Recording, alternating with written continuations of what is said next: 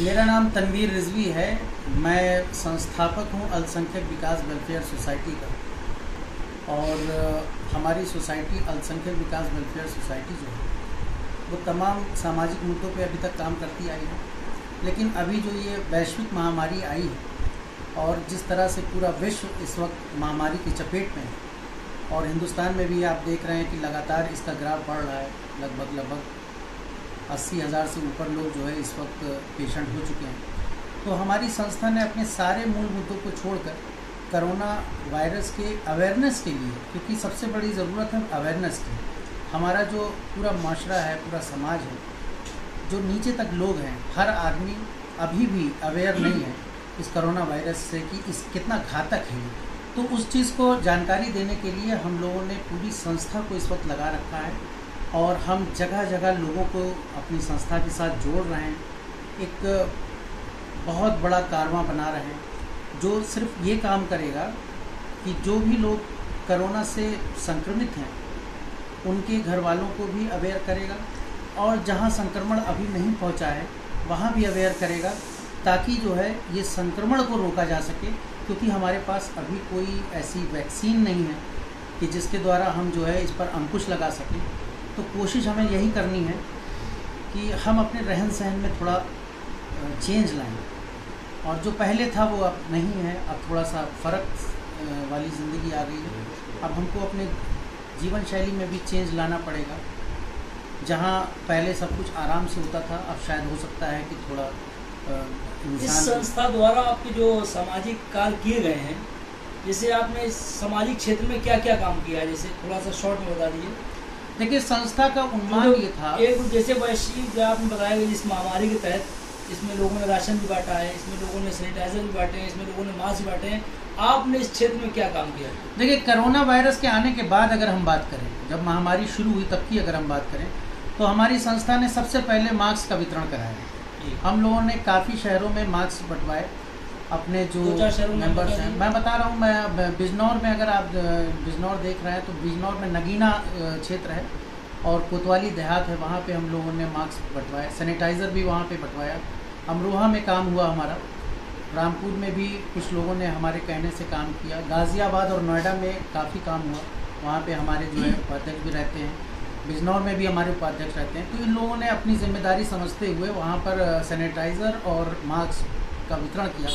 फिर जब लॉकडाउन शुरू हो गया तो राशन का महत्व समझ में आया। तो हम लोगों ने एक स्कीम के तहत अपने लोगों से ये कह दिया कि आप कोई भी तरह का कलेक्शन ना करिए, जिसके पास जो जैसे हो आप वहीं से बांटना शुरू कर दिए। क्यों? क्योंकि सब जगह चूँकि ऐसे लोग थे, सभी के आसपास ऐसे लोग थे जिनको जो है जो आहत हुए थे।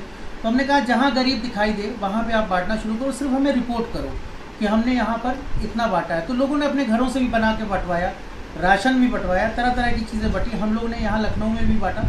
और सबसे बड़ी बात यह है कि 2 मुद्दे हमारे सामने आए। एक तो मुंबई से हमारे पास जो है एक फ़ोन आता है। एक बार मुंबई में कुछ 14 फैमिलियाँ ऐसी थी जहाँ पे चूल्हा 2 दिन से नहीं जला, और वहाँ से मुझे मैसेज आया। तो मैंने कहा कि हम लोग तो यूपी में खड़े हैं, तो उन्होंने कहा कि किसी भी तरह से कोई मदद कीजिए। तो मुझे कुछ समझ नहीं आया कि मैं मदद कहाँ से करूँ। तो मैंने अपनी अध्यक्ष जो है महिरा नकवी, उनसे बात की। उन्होंने दिल्ली में कोई उनके जानने वाले, उनसे बात की, और फिर 1 दिन के अंदर हम लोग जो है बॉम्बे तक पहुँच गए। और सबसे बड़ी बात यह रही कि 2 दिन के अंदर हम लोगों ने उनके घरों में 15-15 दिन का राशन 14 घरों में पहुँचवा दिया। तो ये सामाजिक गठबंधन था, उसी से संभव था। दूसरी चीज़ क्या हुई कि जब ये खबर मैंने फेसबुक पे डाली कि हम लोगों ने ऐसा वितरण किया है, तो चेन्नई से मेरे पास फ़ोन आया। चेन्नई से फ़ोन आया कि 70 बच्चे सिद्धार्थ नगर के वहाँ पर पेंटिंग वगैरह का काम करते हैं, दिहाड़ी मजदूरी का काम करते हैं, वो लोग वहाँ पे फंसे हुए हैं और जिस इलाके में है वो रेड जोन है। और चूँकि वहाँ पे भाषा दूसरी है तो इन लोगों को बड़ी प्रॉब्लम हो रही थी, अपनी बात वो रख भी नहीं पा रहे थे। और 2 दिन 3 दिन से वहाँ भी यही हाल था कि जो है खाना नहीं पहुँचा था। तो हम लोगों ने पहले अपने सोर्सेज से बात की, उसके बाद जो है कुछ जो हमारे जानने पहचानने वाले थे उनसे बात की। तो बॉम्बे में हमें एक ऐसा बंदा मिला जो चेन्नई का रहने वाला था। तो उनसे हमने कहा भाई एक मदद आप ऐसा करिए कि वहाँ से फ़ोन आया, अगर कोई भी आपका वहाँ पे जानने वाला हो तो आप उससे मदद कराइए। हम लोगों के कहने पे आप समझ लीजिए कि 3 दिन के अंदर उन बच्चों को 15-20 दिन का राशन खरीदने इतना पैसा जो है, जो मैंने पूछा कि 70 बच्चे हैं तो कितने चूल्हे वहाँ पे जलते हैं, तो बताया कि वो करीब करीब आप ये मान के चलिए कि यहाँ पर 20 घरों में चूल्हे जलते हैं जिसमें 70 बच्चे खाना खाते हैं। तो 20 घरों में फिर 3-3 हज़ार 2-2 हज़ार करके हम लोगों ने वहाँ पे बंटवाया। अभी फ़ोन आया था, परसों फ़ोन आया था कि भैया आप लोग जो है राशन जो दी। ये तो आपका लॉकडाउन का वो हो गया, जब से कोरोना वायरस महामारी फैली लॉकडाउन के तहत आपने ये किया, लेकिन इसके जो आपके अल्पसंख्यक विकास वेलफेयर जो सोसाइटी है, इसका मूल उद्देश्य क्या है? मतलब कोई एजुकेशन की तरफ है या सामाजिक कार्य? हाँ, मैं आपको बता रहा हूँ, हमारी संस्था का जो मूल उद्देश्य है वो ये है कि अल्पसंख्यक समाज अपनी शिक्षा, अपना स्वास्थ्य, अपना रोजगार कैसे बढ़ाए और इस समाज का विकास कैसे हो, इस पर हम लोग तकरीबन 3 साल से काम कर रहे हैं। अच्छा, काम करने का तरीका क्या है कि देखिए, सबसे पहले तो आपको ज़रूरत होती है कि आपको ये पता हो कि हमारे समाज के लिए ये संस्था या ये बंदा है जो हमारे समाज की सुनेगा। कॉन्फिडेंस जब ख़त्म हो जाता है कि हमारा सुनने वाला कोई नहीं है, तो आदमी को और भी निराशा होती है।